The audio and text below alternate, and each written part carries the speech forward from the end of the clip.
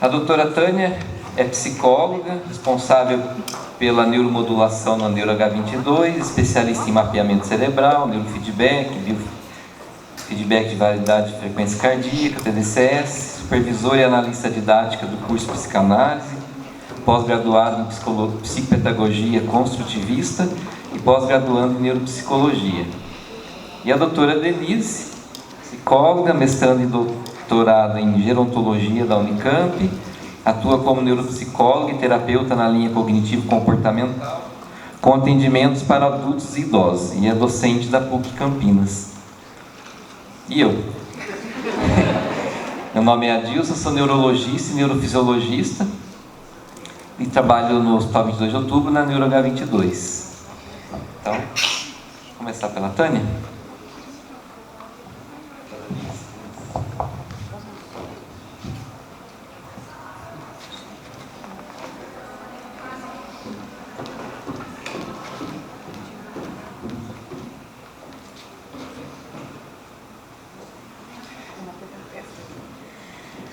Bom dia ainda. Primeiramente, eu gostaria de parabenizar e agradecer as entidades envolvidas aí na promoção desse evento e na organização, e não deixar de expressar mesmo, né, a minha satisfação e a minha alegria de um evento como esse em Mogi, hoje, com esse público, porque a gente está vendo aqui que as técnicas e possibilidades de neuromodulação, embora não muito novas, né, e algumas inclusive bem antigas, mas ainda muito pouco conhecidas. E com isso a gente vê grandes possibilidades de diminuir sofrimento, de diminuir sintoma, de melhorar a qualidade de vida, mas que as pessoas não chegam porque não conhecem, ou porque não sabem o caminho ou onde ir. Então eu considero essa manhã fantástica. Bom, então começando aí a mesa de estação prática, né, e trazer um pouquinho dos casos clínicos, eu pensei aqui em trazer 2 casos associados à neuromodulação em doenças neurodegenerativas. Na verdade, falar um pouquinho em 2 casos o que já foi falado até agora. E algumas questões, principalmente em relação às circunstâncias dessas indicações e desses casos específicos, para que a gente possa ter aí algumas reflexões. A gente já sabe, então, né, que tem evidências muito robustas. Aqui eu trouxe 2 casos, um que aconteceu a estimulação magnética, outro que não aconteceu, e aí eu vou trazer um pouquinho o porquê disso, né? Mas em relação às pesquisas que mostram a evidência da estimulação magnética transcraniana para Alzheimer e para Parkinson é muito forte. Então eu trouxe para falar dessas possibilidades, então são 2 diagnósticos que têm sim indicação para isso, mas que a gente precisa, principalmente por serem diagnósticos neurodegenerativos, que a gente não vai ter uma cura, o quanto é importante a gente estar atento a algumas características e circunstâncias para indicar e o que esperar. Então aqui o primeiro caso, né, um senhor de 66 anos com um diagnóstico de demência de Alzheimer,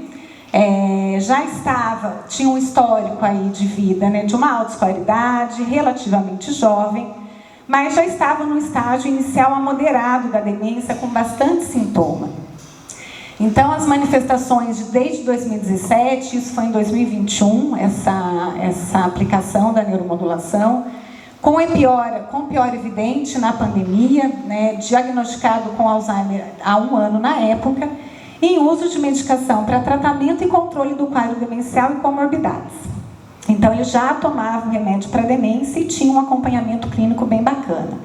Ele tinha um declínio cognitivo progressivo com impacto em funcionalidade, incluindo atividades básicas de vida diária já.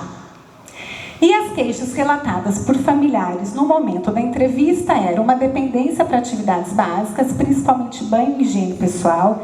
Então era aquele paciente que já se recusava a tomar banho, e isso estava muito difícil, porque ele se recusava, na verdade, a várias coisas. Mas as questões básicas estavam mais difíceis para as famílias, para o familiar conseguir lidar com isso, né? Manifestações de sintomas psicológicos e comportamentais, então muita irritabilidade, intolerância, ansiedade, inquietude. A alteração no padrão alimentar, então era um paciente que tinha uma compulsão por doce e carboidrato.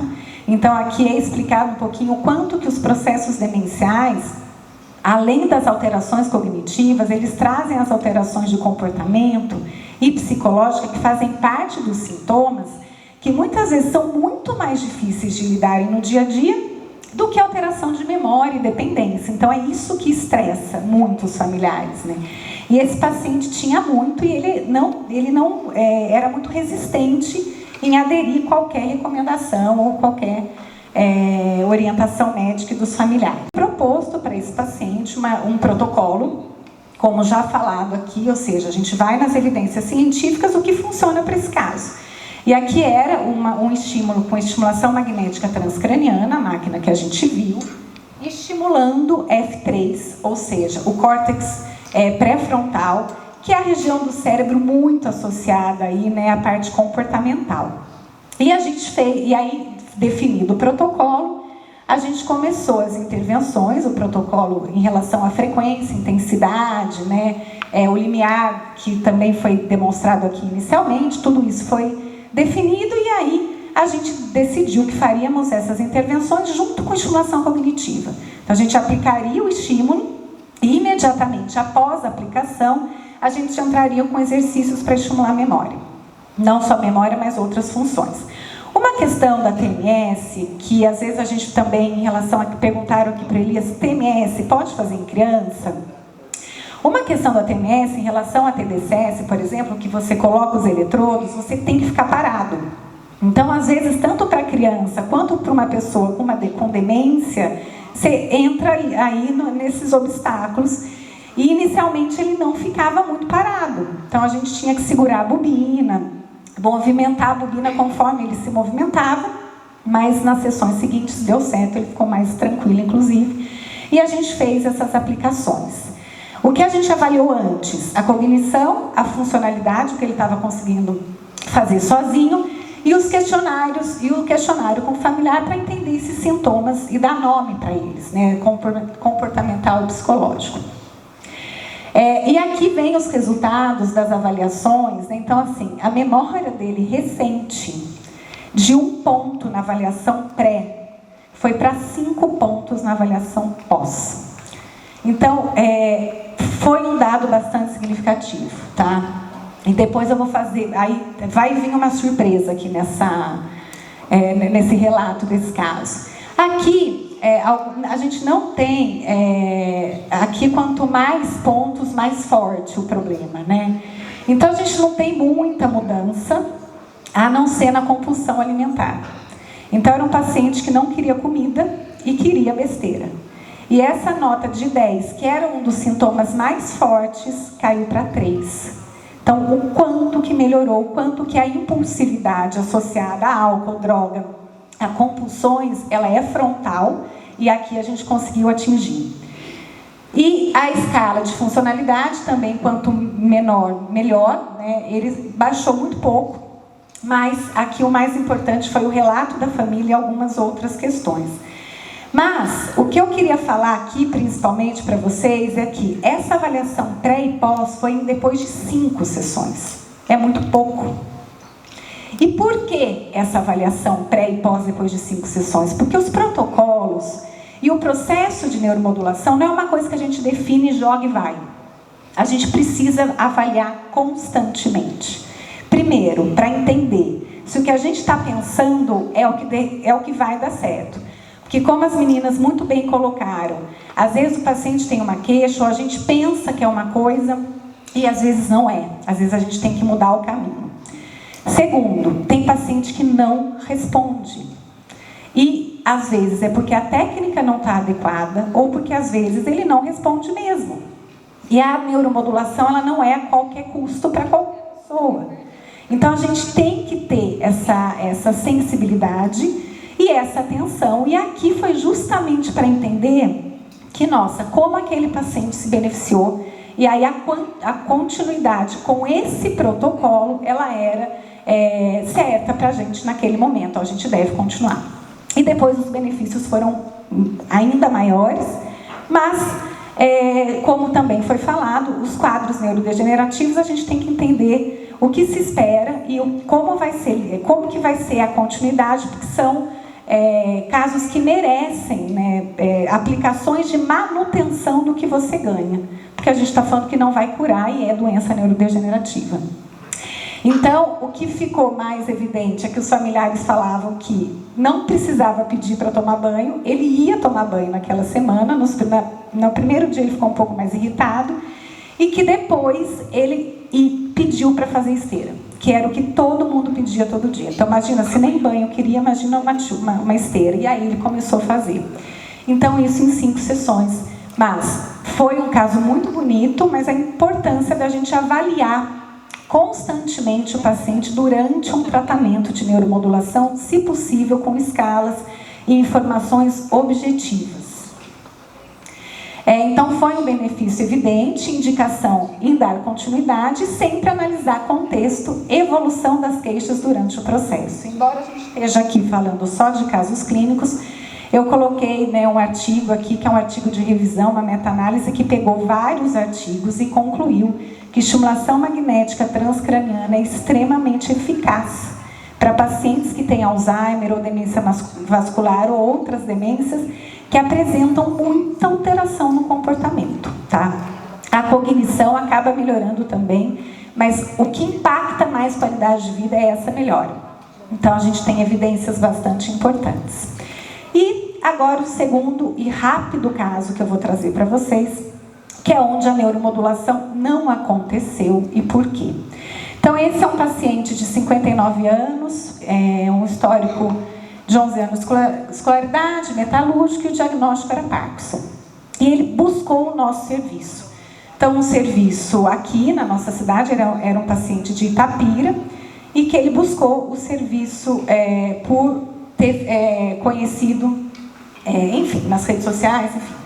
Bom, quais eram as manifestações principais desse paciente? Era muita rigidez, principalmente aí como manifestação motora, há 4 anos, mas um paciente novo, né, com uma evolução bastante rápida, bastante agressiva, impactando muito a qualidade de vida e a funcionalidade. Então, ele já estava dependente para tomar banho, não por questões de memória, cognitivas, mas por conta da rigidez. Aquele paciente começou a ter dificuldade nas coisas básicas. Ele tinha leve declínio cognitivo, muita apatia, claro, rompeu, e sintomas depressivos secundários a tudo que ele estava vivendo. Quais as considerações desse caso? Então, os familiares, eles souberam da neuromodulação, porque um repórter famoso, acho que da TV Globo, com diagnóstico de Parkinson, fez a neuromodulação e mostrou todos os ganhos e evidências. Pronto, já pensaram, é para o nosso pai. Mas esse paciente, ele tinha somente um acompanhamento com médico. Era um paciente com 4 anos de sintoma que nunca tinha feito uma fisioterapia. Era um paciente que não fazia atividade física. Era um paciente que na nossa entrevista eu perguntei, tem exames laboratoriais, né, para a gente saber os indicativos aí, como é que está B12, como é que está a vitamina D, porque era um paciente que não estava mais conseguindo deglutir. Então não comia carne, então possivelmente tinha alterações nutricionais e clínicas que também têm relação com o cérebro e com as questões motoras, mas era um paciente que não tinha nada. Nada. E que o médico falava que nada adiantava, a não ser a medicação. E dava mais medicação e o paciente com uma qualidade de vida terrível.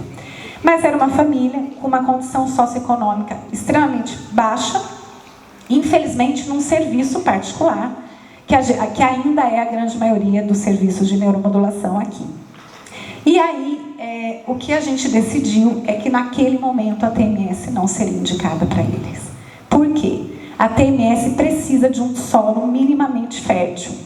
Como as meninas muito bem colocaram, idealmente, a neuromodulação ela faz parte de intervenção e de um atendimento multidisciplinar, que a gente precisa ter o conhecimento e a capacidade técnica, mas a gente precisa ter a sensibilidade para quem e quando. E claro que este caso e esse paciente é um paciente que você fala, nossa, poderia muito se beneficiar, Mas tinha tantas coisas outras importantes e básicas que não estavam fazendo, e aí pensando, né, no perfil socioeconômico, então não foi indicada naquele momento. Então, o quanto é importante as outras coisas que foram muito bem faladas, né, terapias associadas, não deixar medicação, não deixar atividade física, alimentação, vontade, que não era o caso aqui. O quanto é importante ajustar a expectativa. Não é milagroso, não é para todo mundo, mas é para muita gente. E é entender, mas qual é a expectativa? Porque daí é o que falaram também aqui. A técnica não funciona. Aí a gente queima a técnica. E é algo tão promissor e positivo. Então, sempre ter uma necessidade clara da indicação e o momento a ser realizado.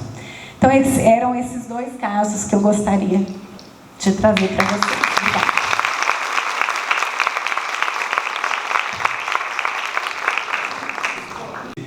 Trouxe uma maneira que a gente achou muito pertinente, também quando não indicar, quer dizer, a gente não está indicando para todo mundo, o paciente não estava comendo direito, não sabíamos dos exames, não sabíamos de um monte de coisa. Calma, não é panaceia, a gente não vai resolver o caso dele, tem um montão de coisa que vem primeiro, mas também o caso do paciente com Alzheimer que teve...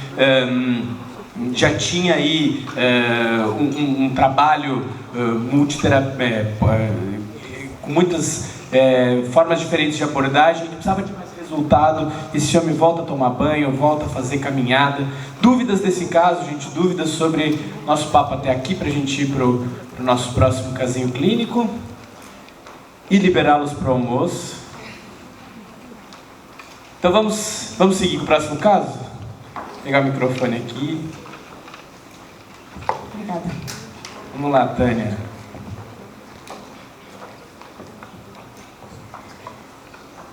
Meu nome é Tânia, sou psicóloga clínica.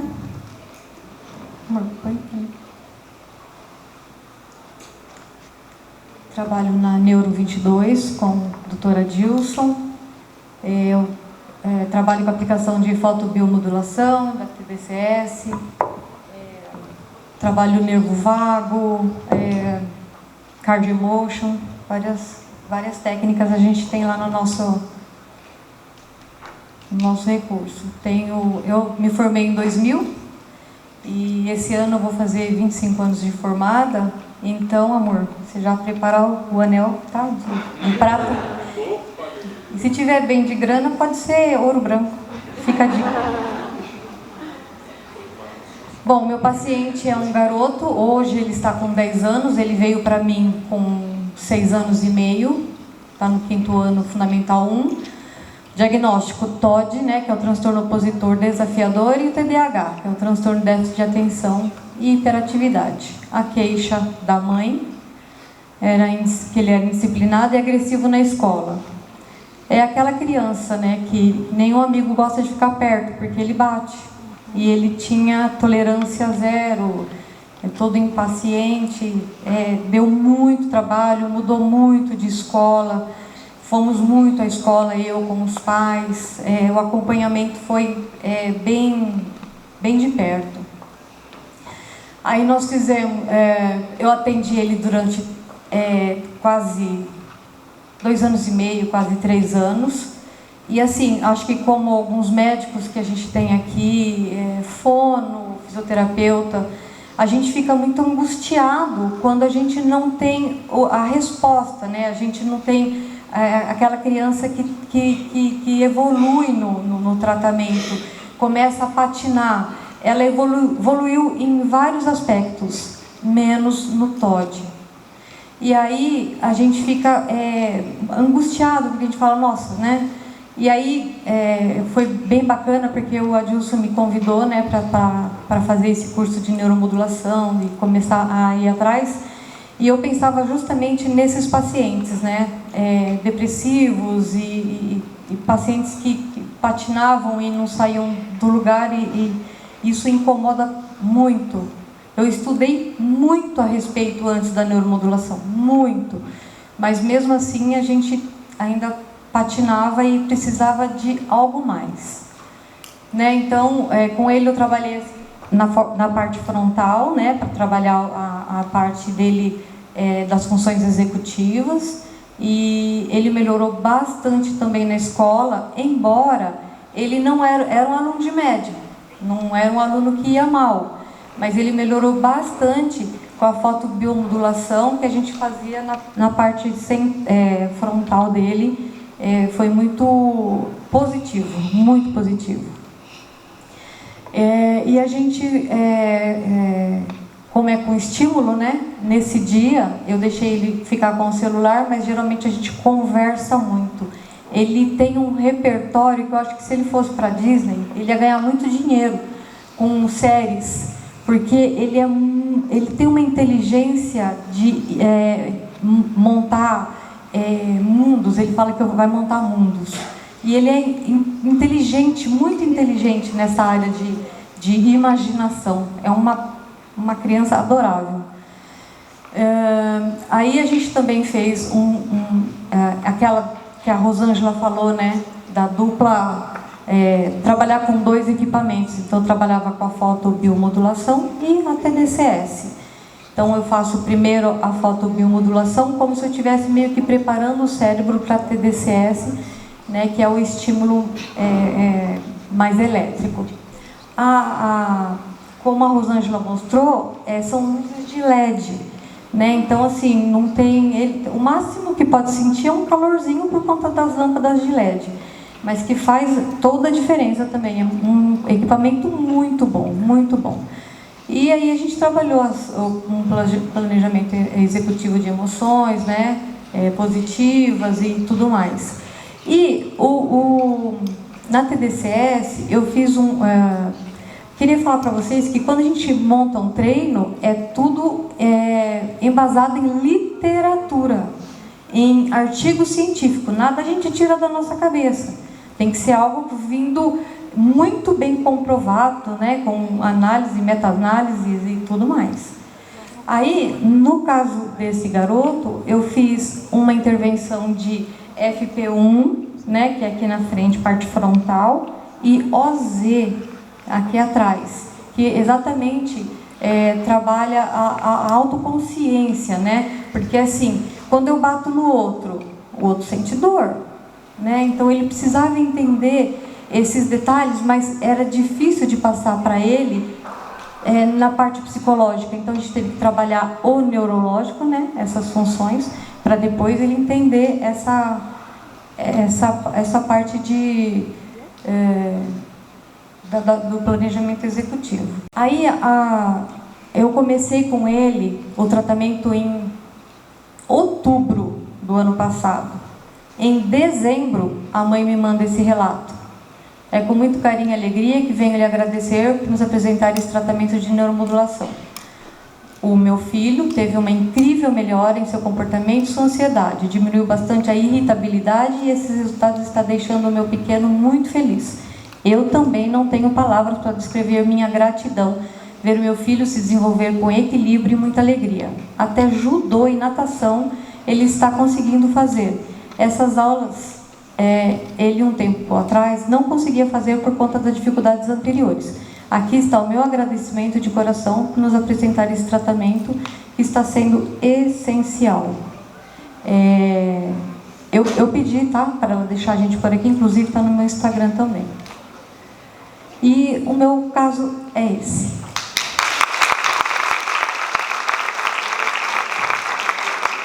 Dúvidas, pessoal? Desculpa, mas eu gostaria de voltar a perguntar à doutora ali. Gostaria de saber se o tratamento com o Parkinson continuou durante a vida toda ou foi só o primeiro teste mesmo, que durante as 5 sessões já melhoraram?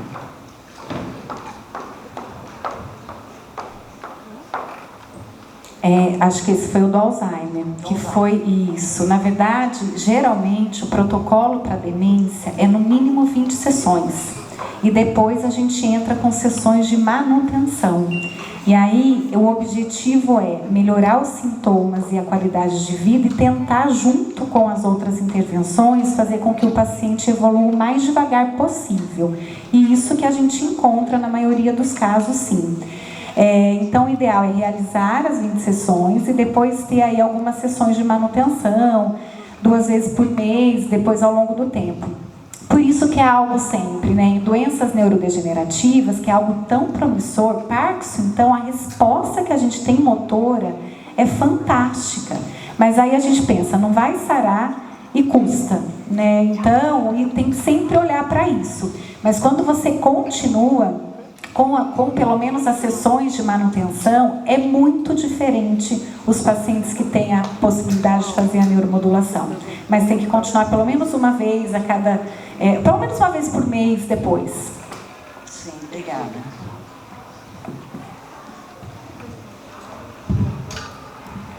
Obrigada. Minha pergunta é mais prática. O valor de sessão, se existe um mínimo de sessão e se existe diferença de preços entre o tipo de tratamento.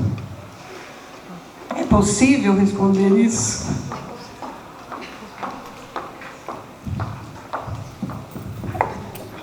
Nós estamos em 2 clínicas, né? A clínica Dr. Elias e a clínica Dr. Adilson, né? Então, eu vou falar da nossa. Nós cobramos R$200 a sessão, né?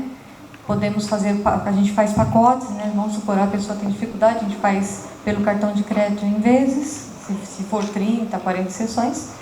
E o mapeamento cerebral, que a gente começa com ele, hoje está R$800. Bom, sessões de estimulação magnética, a gente fazendo assim um panorama do que a gente vê na região onde fazem estimulação magnética, a gente geralmente tem valores que flutuam, me ajuda aqui, acho que entre 400 e 800 reais por sessão, isso depende, em torno aí de 600, 700, o Gabriel está dizendo, o Gabriel tem bastante conhecimento do Brasil inteiro, quanto estão cobrando, como é que fazem. Isso varia muito do que?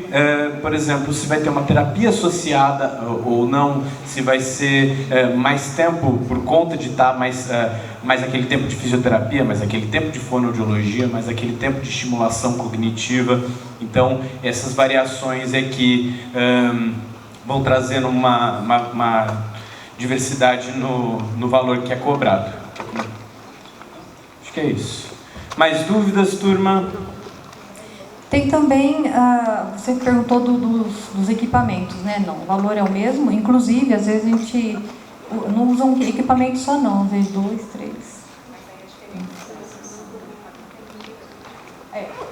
3. O custo de diferentes equipamentos, é claro que vai mudar muito, né? Um aparelho que custa 2, 3 mil, tem um aparelho que custa 200, 300, 400, enfim. Isso varia bastante a tecnologia, qual aparelho, qual bobina, qual potência, então tudo isso pode variar muitíssimo. E depende da região também, é claro, né? Tem regiões em que existe muita concorrência, isso acaba fazendo com que o preço se molde em função. Tem lugares onde as pessoas têm uma situação muito confortável e não tem quem ofereça o serviço, então onde estão oferecendo está mais caro, faz parte. Gente, o meu é totalmente diferente deles. A minha região, eu não consigo cobrar da forma que é cobrada. Por exemplo, o valor do mapeamento. Então, eu entendi que eu tinha que arrumar uma outra estratégia. Como o mapeamento, a devolutiva e a avaliação, né, que a gente conversa, tal, são 3 sessões, então eu cobro como sessão de terapia. O meu valor da terapia, porque eu entendo que é uma técnica, então, porque é diferente do valor do equipamento que eles trabalham, tá? Tem isso também. Então, eu vou trabalhar com neurofeedback, é o valor de uma sessão de terapia que eu sigo pelo conselho do CRP, do nosso, tá? Porque para mim funcionou melhor, por exemplo, eu não fecho o pacote. Eu tenho um outro estilo de trabalho, que para mim funcionou melhor na minha região, tá? Eu estou em Marília, interior, lá as terapias convencionais, digamos assim, está em torno de 120 a 250 reais. Então gera, não sei se aqui o valor é diferente, terapia aplicável, assim, normal. É a mesma coisa, mais ou menos isso?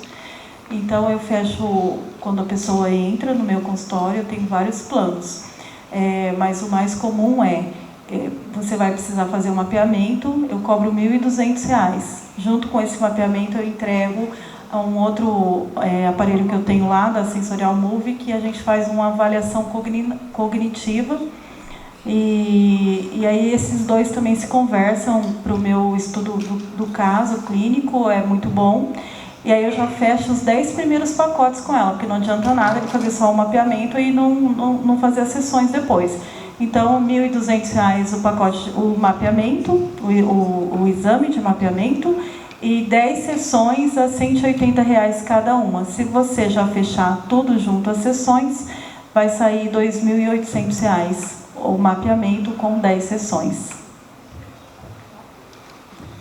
Acho que as colegas estão trazendo pontos importantes que tem a ver assim, olha, não é uma sessão, não adianta eu saber quanto é uma sessão de aquele procedimento, porque com uma sessão não se vê o resultado.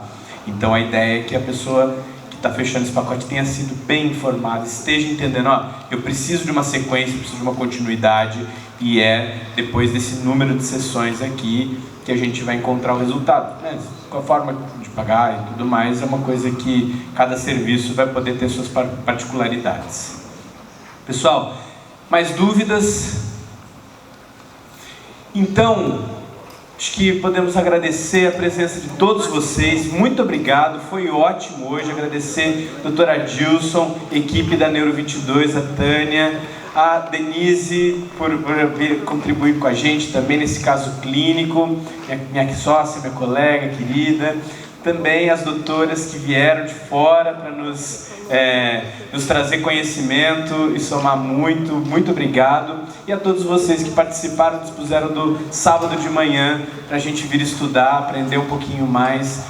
Espero que tenha se cumprido esse objetivo e que vocês saiam daqui com aquela cosquinha gostosa de querer estudar mais, que é o que a gente espera com um simpósio como esse. Muito obrigado, forte abraço para vocês.